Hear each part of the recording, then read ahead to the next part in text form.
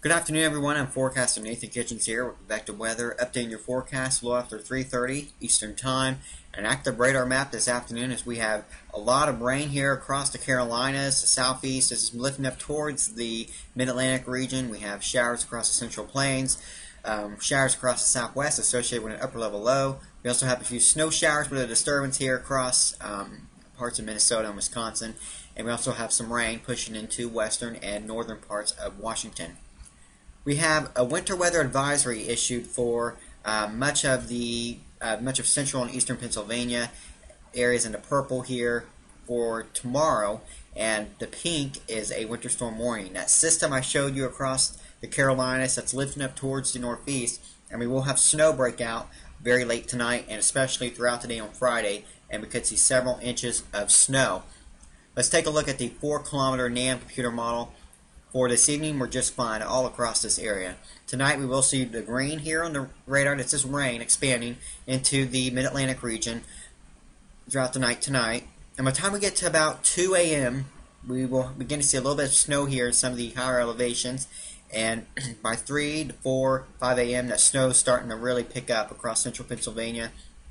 And the snow is continuing to push off towards the Philadelphia region by the morning commute tomorrow. Probably the second half of the morning commute. If you in Philadelphia, the rule of thumb will be the earlier you can get out tomorrow morning, the better. Because by later in the morning, certainly by the end of the morning commute time frame, that's when we will probably begin to see the snow fall. We'll be finding some dry air initially, but once that snow falls, we can see some very heavy rates of snowfall for a while that will probably accumulate pretty quickly on the area of roadways and certainly on the grassy areas. And that snow will expand into the New York City tri-state by late tomorrow morning and tomorrow afternoon. Tomorrow afternoon is going to be very snowy across the New York City tri-state region. Several inches of snow expected. And Boston will get in on the snow by late in the afternoon, early evening hours. Just some light snow for those areas. And the system will begin to exit by tomorrow night. Here's a look at the snowfall accumulation potential. This is off the GFS computer model, depicting about a 4 to 8 inch snow band from central PA up towards New York City. This really looks to be the bullseye for the heavier snow. About an inch or so in the Boston area. And Philadelphia will also get in on that snow. Kind of the southern edge here, but Philadelphia should still see at least a few inches of snow, certainly, out of this system. And Washington, D.C. will be on the far southern edge of the system. Not going to see too much snow in that area out of this system. I'm also going to show you a map from the Weather Channel to kind of give you a better idea of how much snow will fall in your area. You can see from central PA up towards New York City, again, 4 to 8 inches, generally speaking, in this area. Philadelphia also in that same boat as well. For Washington, D.C., looking at just very little, if any, snow. Baltimore, not a whole lot of snow for you guys either, probably. Again, north and west of Baltimore will really see a lot more snowfall. And up towards the Boston area, about an inch or so of snow out of the system. And this map goes through 8 a.m. on Sunday. And you see the snow up here towards Maine and these areas, but we'll actually have an upper level disturbance moving through later on Saturday that will bring snow potential to those areas as well. So it's timing out here. We have that system that lifts off to the east. It's off in the Atlantic by Saturday morning.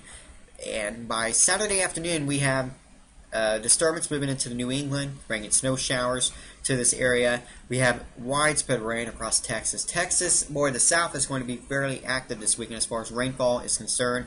Heavy rain is possible in this area. We can see, from now through Sunday morning, we can see a good 3 inches of rain across parts of south central Texas. And once we get into Saturday night, this rain begins to expand towards Louisiana, Mississippi, and Sunday will be another wet day across the south. Thankfully, this system will begin to lift out of Texas, but unfortunately, we'll have rain across from Louisiana through Georgia. Very wet Sunday expected. That rain continues to move eastward by the time we get into Sunday morning.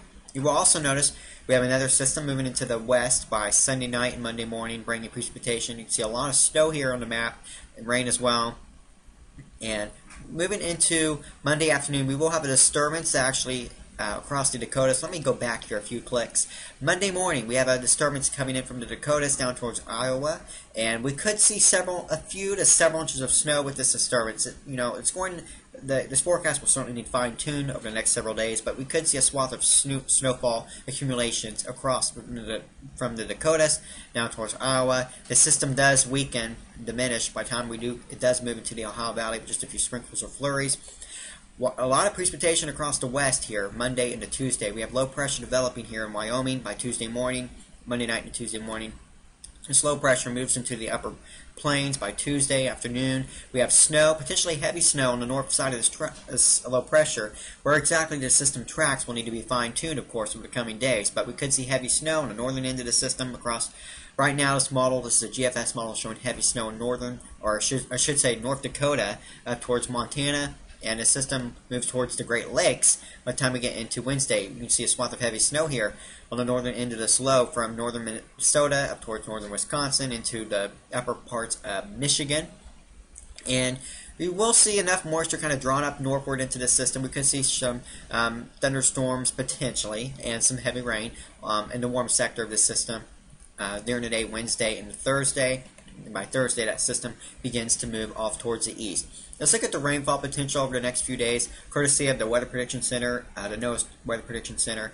You can see heavy rain across portions of central, south central, and eastern Texas, where we could see in excess of 3 inches of rain. A good 1 to 2 inches of rain possible across many areas here across the south in this kind of lighter blue stripe here. And also notice some heavier precipitation expected across parts of northwest Washington, up to 1 inch of liquid possible by Sunday morning across parts of western Oregon as well.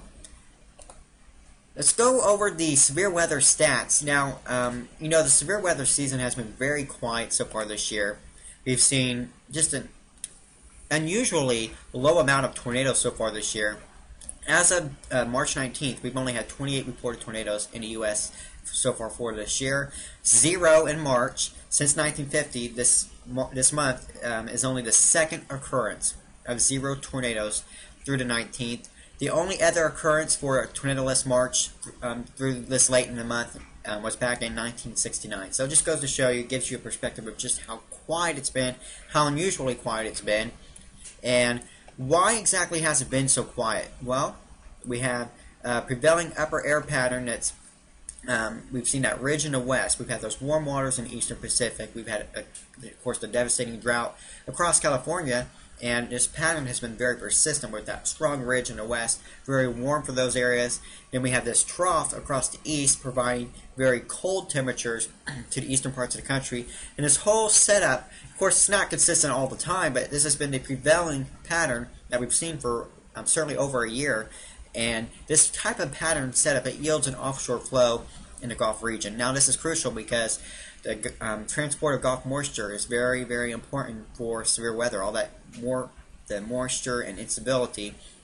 This type of pattern yields offshore flow in that region. Again, that prohibits that warm flow.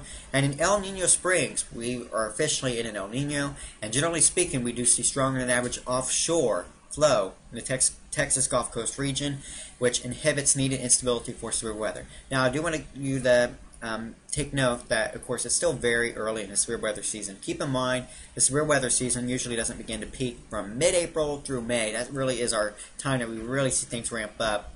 And we will see things begin to ramp up certainly around that time frame because the Gulf of Mexico, I should say, will continue to warm, and eventually we will see more in the way of severe weather. But just how active will the severe weather season get?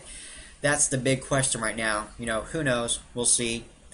And that is about all I have for this video forecast. And thank you for watching. Hope you have a great evening, and I look forward to seeing you again soon.